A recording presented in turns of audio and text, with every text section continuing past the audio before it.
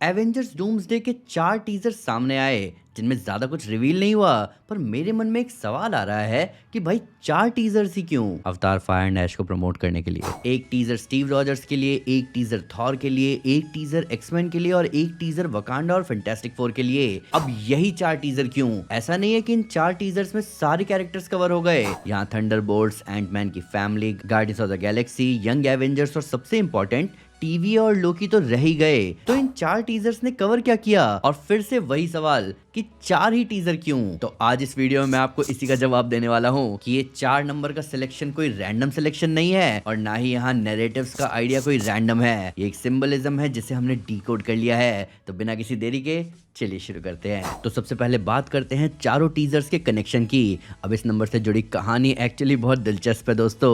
तो हम सब जानते हैं कि मार्वल सिनेमैटिक यूनिवर्स में डूम आ रहा है, जिसके साथ साथ मानो या ना मानो पर एमसीयू और कई यूनिवर्सेस का डूम भी आ रहा है। यानी मार्वल मल्टीवर्स की बर्बादी, टोटल एनहाइलेशन, एक अपोकलिप्स। तो नंबर 4 और अपोकलिप्स जब हम साथ में सुनते हैं तो हमारे दिमाग में एक फेमस टर्म आता है, 4 हॉर्समैन ऑफ अपोकलिप्स। इसके बारे में एक्समैन अपोकलिप्स में भी बात हुई है, जहां म्यूटेंट अपोकलिप्स दुनिया को रीशेप करने के लिए अपने 4 हॉर्समैन चुनता है। ठीक वैसे ही डूम आ रहा है मल्टीवर्स को रीशेप करने, और ये सब हो पाएगा कंप्लीट एनहाइलेशन के बाद ही, जिसको परफेक्टली रिप्रेजेंट कर रहे हैं ये 4 टीजर। इन 4 टीजर्स में 4 हॉर्समैन ऑफ अपोकलिप्स का पैरेलल है। तो आओ मैं आपको एक्सप्लेन करता हूं कि इनमें से कौन सा नैरेटिव किस हॉर्समैन को कैरी करता है। तो अब बात करते हैं पहले हॉर्समैन की, द वॉर।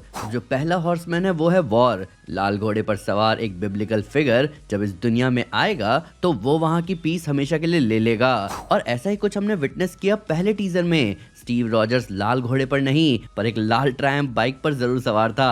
अब स्टीव रॉजर्स जो पास्ट में इन्फिनिटी स्टोन्स रखने गए थे, उन्होंने ना ही सिर्फ सारे स्टोन्स को अपनी जगह पर रखा, पर उन्होंने पास्ट में जाकर एक लाइफ भी चुनी पेगी के साथ, जिसके साथ साथ उनका बेबी भी हुआ। अब फैंस ने इसके बारे में बहुत डिटेल में डिस्कस किया कि भाई पास्ट के साथ छेड़खानी नहीं की जा सकती, पर स्टीव रॉजर्स ना ही सिर्फ पास्ट में जाकर रुके बल्कि उनका एक बेबी भी हुआ, जो कि टाइम ट्रैवलिंग में सबसे बड़ा रेड फ्लैग है। एक पर्सन जिसे टेक्निकली एग्जिस्ट ही नहीं करना चाहिए था। कैप्टन अमेरिका कितने लापरवाह हैं। वैसे मतलब मेरी बेबी से ये अपोकलिप्स नहीं लाएगी। अब कई रूमर्स सामने आ रहे हैं कि रॉबर्ट डॉनी जूनियर का डॉक्टर डूम इसीलिए क्रिस एवांस के स्टीव रॉजर्स से निपटने निकलेगा, क्योंकि उसकी वजह से ही इनकर्जन ट्रिगर हुआ है। यानी स्टीव रॉजर्स ही लेकर आया है ये अपोकलिप्स, जो कि स्टीव को बनाता है पहला हॉर्समैन ऑफ अपोकलिप्स, वॉर, जो कि हमें कहीं ना कहीं अल्ट्रॉन की बात सोचने पर मजबूर करता है, जो उसने एवेंजर्स एज ऑफ अल्ट्रॉन में कही थी कि स्टीव रॉजर्स वो इंसान है जो जंग के बिना रह ही नहीं सकता।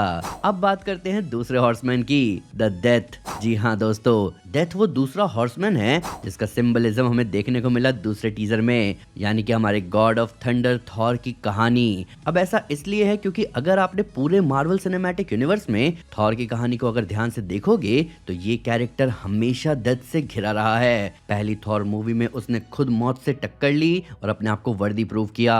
फिर पहली एवेंजर्स मूवी में उसने फिल कोल्सन को खो दिया। थॉर द डार्क वर्ल्ड में थॉर का भी वर्ल्ड डार्क हो गया, जहां उसने अपनी माँ फ्रिका को खो दिया।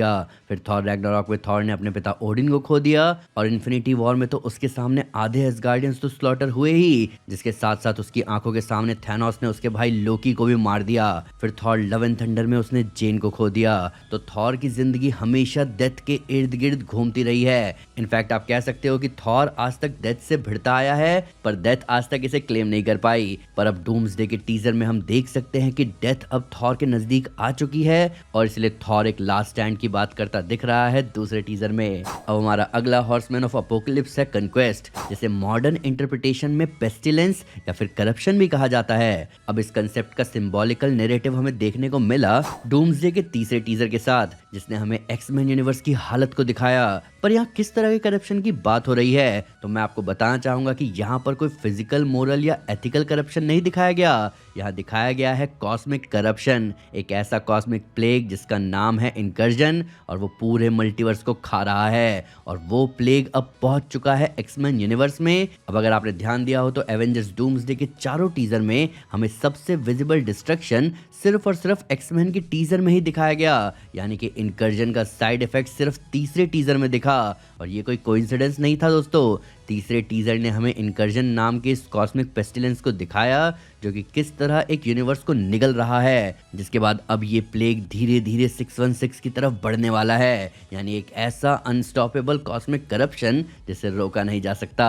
इसके बाद बात करते हैं आखिरी हॉर्समैन की। अब हमारा चौथा हॉर्समैन है फैमिन, यानी कि रिसोर्सेज की कमी। चारों तरफ भुखमरी और बीमारी, जहां लोग अब हर तरह के रिसोर्सेज के लिए स्ट्रगल करने को मजबूर हो जाएं, और ये बहुत ही बेहतरीन तरीके से हमें 4 टीजर में दिखाया गया है। अब अगर आप सबने नोटिस किया हो तो हमने शूरी को एक डेजर्ट में देखा था, पर ऐसा कैसे हो सकता है? क्योंकि अगर आप सबको पता हो तो एमसीयू के वकांडा की जो लोकेशन है अफ्रीका में, वो युगांडा और रवांडा के आसपास का एरिया है, और जियोग्राफिकली ये बहुत ही हरा भरा एरिया है, और वहां पर लेक विक्टोरिया भी है। प्लस फिक्शनली वकांडा के पास भी एक बहुत बड़ी वाटर बॉडी है, तभी तो वकांडा फॉरएवर में नमोर वकांडा में पानी के जरिए इन्फिल्ट्रेट कर पाया था।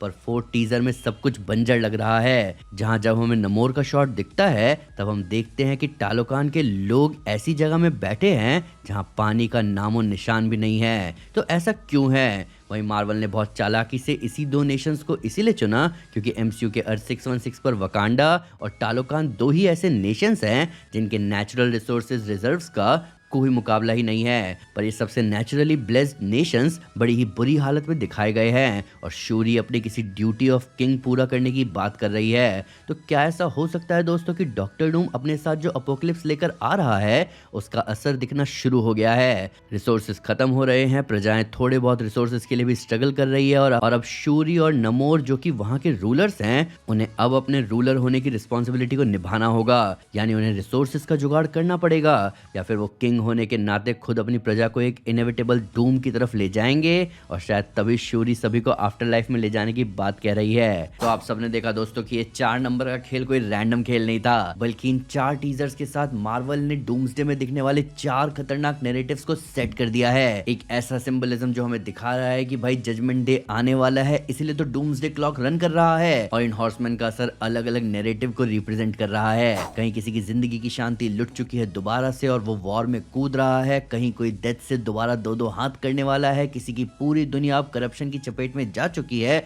और वहीं कुछ लोग अब दाने दाने के मोहताज हो चुके हैं, यानी कि बर्बादी अब अपने अल्टीमेट फॉर्म में आने वाली है। और यही रीजन है कि मार्वल ने सिर्फ 4 ही टीजर हमारे सामने रखे 4 नैरेटिव्स को पुश करने के लिए, क्योंकि दिखाने को तो मार्वल न्यू एवेंजर्स और यंग एवेंजर्स को भी दिखा सकता था, पर डूम्सडे में इनके आर्क में वो वेट नहीं है, वो सेंस ऑफ इम्पेंडिंग डूम नहीं है। जिसके साथ साथ अगर हम ध्यान दे तो यहाँ हमें डूम भी नहीं दिखाया गया इन 4 टीजर्स में, और दिखाएंगे भी कैसे? पहले हमें 4 हॉर्समैन से मिलाया जाएगा, जिसके बाद एंट्री होगी डूम की, एक ऐसी मल्टीवर्सल सर्टेनिटी जिसे कोई नहीं टाल सकता। पर अब आप मुझे बताओ कि आपका क्या कहना है इन चारों टीजर्स के कनेक्शन के बारे में? आपके हिसाब से क्या मार्वल इस मल्टीवर्स की बर्बादी को ग्रैंड स्केल पर दिखा पाएगा, या हमें एक सिंपल स्टोरी मिलने वाली है? आइए इन सब के बारे में कमेंट्स में डिटेल में बात करें।